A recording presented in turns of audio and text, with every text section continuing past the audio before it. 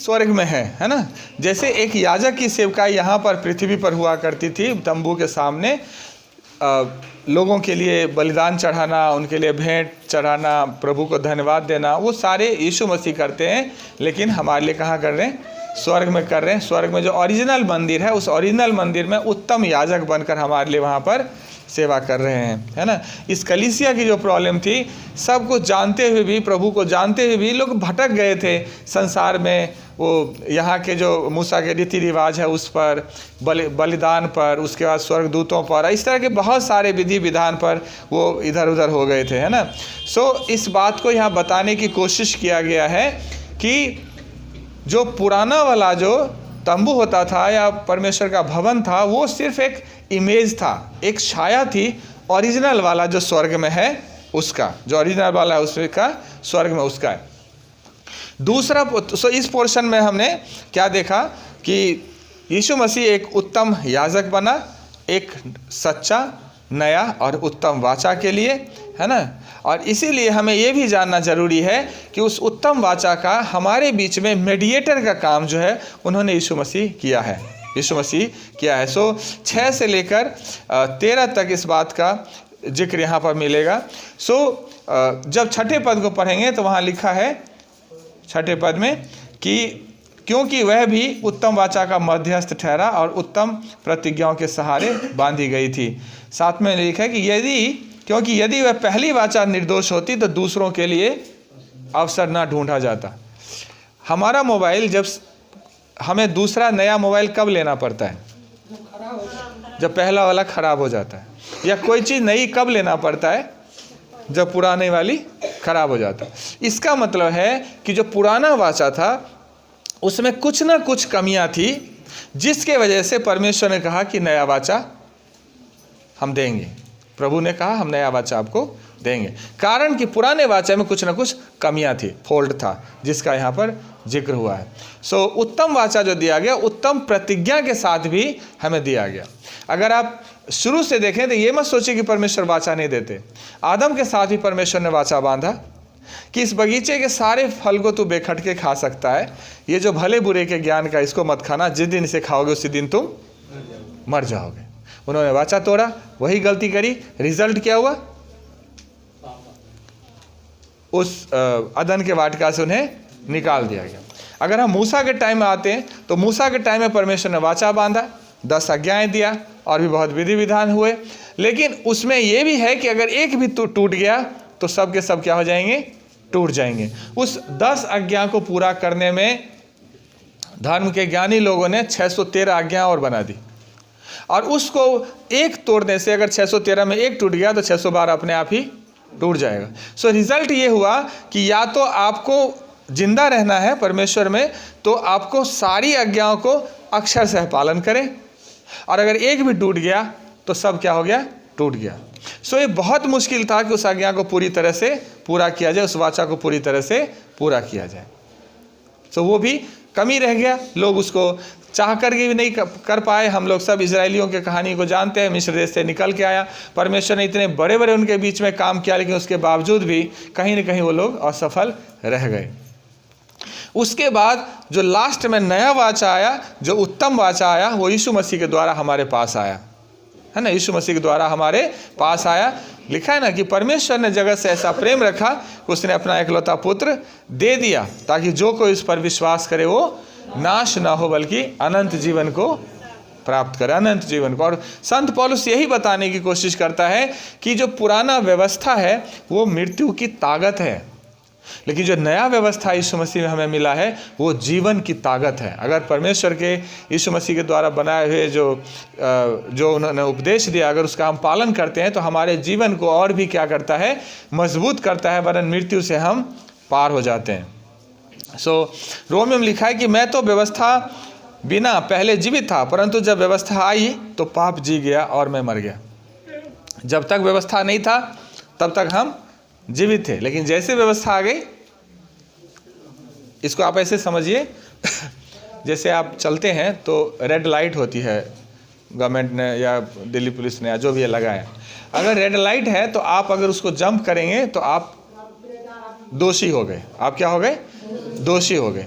लेकिन अगर वहाँ रेड लाइट नहीं है तो आप जाओ आओ, कोई प्रॉब्लम नहीं है। सो जब तक व्यवस्था नहीं दिया गया, जब तक ये नहीं कहा गया कि लालच पाप है, लालच ना करना, तब तक अगर लालच करते भी थे तो उसको पाप गिना नहीं जाता था। लेकिन जब वो व्यवस्था दिया गया तो वो गिना गया। सो यहाँ वही चीज़ कहा गया है कि जब आज्ञा आई तो पाप जी उठा और मैं मर गया, और वही आज्ञा जो जीवन के लिए थी मेरे लिए मृत्यु का कारण बन गया, मृत्यु का कारण बन गया। सो पुराना व्यवस्था से बहुत अच्छी व्यवस्था, नई वाली व्यवस्था हमारे लिए आया। सो इसलिए यदि तुम निश्चय मेरी मानोगे और मेरी वाचा का पालन करोगे तो सब लोगों में से तुम ही मेरी निज धन ठहरोगे और समस्त पृथ्वी तो मेरी है। इस तरह से उसके बाद जो पुराना वाचा कहाँ लिखा गया था, कोई बता सकता है? पुरानी वाचा कहाँ लिखा गया था? पूरा 10 आज्ञाएं पत्थर के तख्ते पे लिखा गया था ना। और नई वाचा हृदय रूपी तख्ती पर, भूल गए? चलिए मैं हम लोग पढ़ेंगे। यिर्मयाह की जो पुस्तक है उसके 31 अध्याय से 31 से 34 तक है। आप लोग घर पे जरूर इसको पढ़ के मनन करना, लेकिन मैं थोड़ा सा पढ़ देता हूँ, ध्यान सुनिए। फिर यिर्मयाह 31 अध्याय 31 से 34। फिर यहोवा की यह वाणी है कि सुन, ऐसे दिन आने पर हैं जब मैं इज़राइल और यहूदा के घरानों से नई वाचा बांधूंगा। क्या बांधूंगा? परमेश्वर कहता है मैं नई वाचा बांधूंगा, कारण कि पुरानी वाचा असफल होती जा रही है। सो वह उस वाचा के समान न होगी जो मैंने उसके पुरखाओं से उस समय बांधी थी जब मैं उनका हाथ पकड़कर उन्हें मिस्र देश से निकाल लाया था। यद्यपि मैं उनका पति था तो भी उन्होंने मेरी वाचा तोड़ दी। परमेश्वर ने मिस्र देश से निकाला, उनकी सारी जरूरतों को पूरी करा, उन्हें संभाल कर लेके चला, है ना।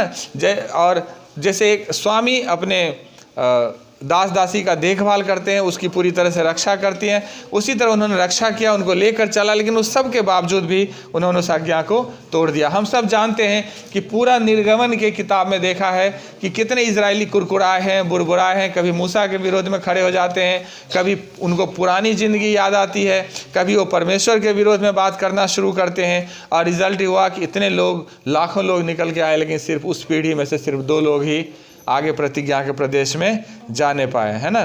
सो परंतु जो वाचा मैं उन दिनों के बाद इजराइल के घरानों से बांधूंगा वह यह है कि मैं अपनी व्यवस्था उनके मन में समाऊंगा। परमेश्वर जो अपनी व्यवस्था है वो उसके मन में क्या डालेगा? परमेश्वर अपनी व्यवस्था उसके मन में डालेगा और वह उसके हृदय और उसे उनके हृदय पर लिखूंगा और मैं उसका परमेश्वर ठहरूंगा और वो मेरी प्रजा ठहरेंगे। यहोवा की यही वाणी है। परमेश्वर कहता है कि अब वचन का वाचा कहाँ लिखा जाएगा? हृदय की पट्टियों पर। पहला वाचा कहाँ लिखा गया था? पत्थर की पट्टियों पर।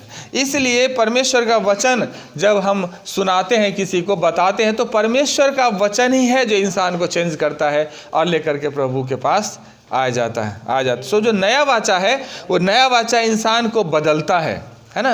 नया वाचा इंसान को बदलता है। नया वाचा परमेश्वर के प्रति आपके जो प्रेम है उसके बारे में आपको सिखाता है, उसके बारे में सिखाता है। और आगे लिखा है तब उन्हें फिर एक दूसरे से ये कहना ना पड़ेगा कि यहोवा को जानो, क्योंकि यहोवा की यह वाणी है कि छोटे से लेकर बड़े तक सब के सब मेरा ज्ञान रखेंगे, क्योंकि मैं उनका अधर्म क्षमा करूँगा और उनका पाप फिर स्मरण नहीं करूँगा। छोटे से लेकर बड़े तक सब उसको क्या करेंगे? जानेंगे, सब उनको जानेंगे, है ना। सो ये 10 पद में भी लिखा है ना कि मैं अपनी व्यवस्था को उनके मनों में डालूंगा और उसे उसके हृदय पर लिखूंगा और मैं उसका परमेश्वर होऊंगा और वो मेरे लोग ठहरेंगे। सो एक प्रेम, एक संबंध को बताया है और उस वाचा में हम कैसे जाएं उसके लिए प्रभु यीशु मसीह हमारे लिए आया।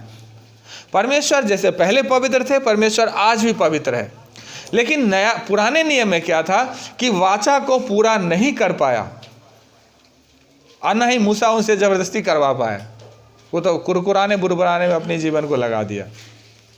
लेकिन नई वाचा में जब यीशु मसीह आए तो यीशु मसीह ने हमारे लिए एक रास्ता बिल्कुल सीधा कर दिया। रास्ता क्या कर दिया? बिल्कुल सीधा कर दिया, आसान रास्ता कर दिया। और उस रास्ता के सहारे हम परमेश्वर के पास बढ़ते चले गए। सो 11 में लिखा है कि हर एक अपने देश वाले को और अपने भाई को यह शिक्षा न देगा कि प्रभु को पहचान, क्योंकि छोटे से बड़े तक सब मुझे जान लेंगे, क्योंकि मैंने उसके अधर्म के विषय में दयावंत हूँ और उनके पापों को फिर स्मरण नहीं करूँगा। यीशु मसीह जब क्रूस पर चढ़े तो अब जब यशायाह को पढ़ेंगे 53 अध्याय में तो लिखा है कि समस्त मानव जाति के पापों को यीशु के ऊपर लाद दिया गया। समस्त मानव जाति के पापों को उनके ऊपर लाद दिया। जो गुनाह की सज़ा हमें मिलनी थी, जो पाप की सज़ा हमें मिलनी थी, जो हमारे कर्मों की सज़ा हमें मिलनी थी, वो सारे यीशु मसीह ने हमारे खातिर उठा लिया। और इसीलिए चूँकि वो सफल बलिदान था, हमेशा के लिए बलिदान था, सो यीशु मसीह के आने दिन तक जितने बच्चे पैदा होगा और वो यीशु को ग्रहण करेगा, वहाँ तक की बात कर रहा हूँ, उस पीढ़ी तक की बात कर रहा हूँ, सबके गुनाह और पाप क्षमा किए जाएंगे।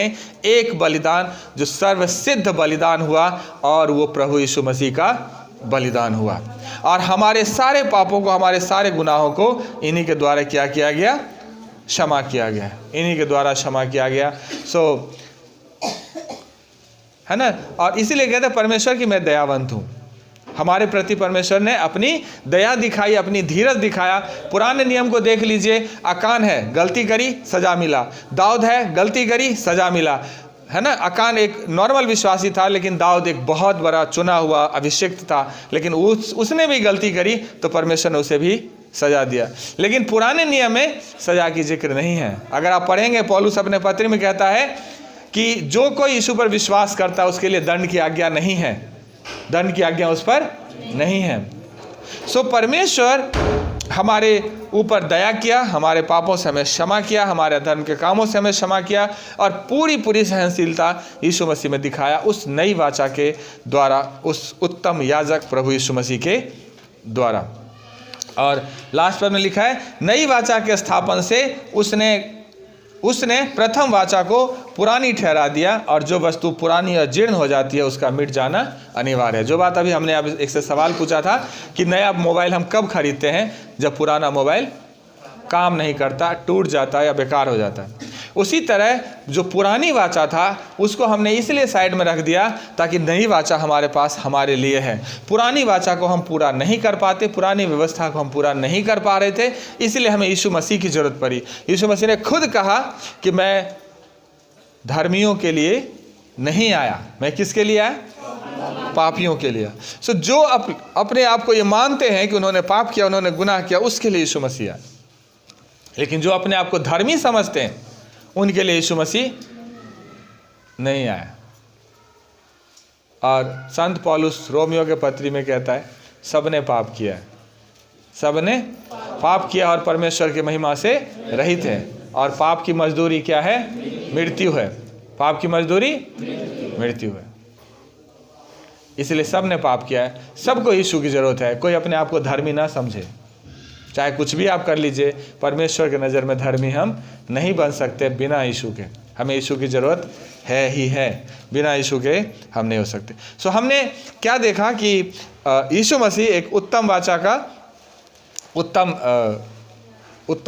उत्तम याजक बना, और हमारे और परमेश्वर के बीच में एक मध्यस्थ का काम किया, और सारी ज़रूरतों को पूरी किया, है ना। और हमारा परमेश्वर के साथ एक अच्छा संबंध बनाया, हमारे गुनाहों, हमारे पापों को सबको माफ़ किया गया, और हम पूरी रीति से हमारा जीवन प्रभु में समर्पित किया गया।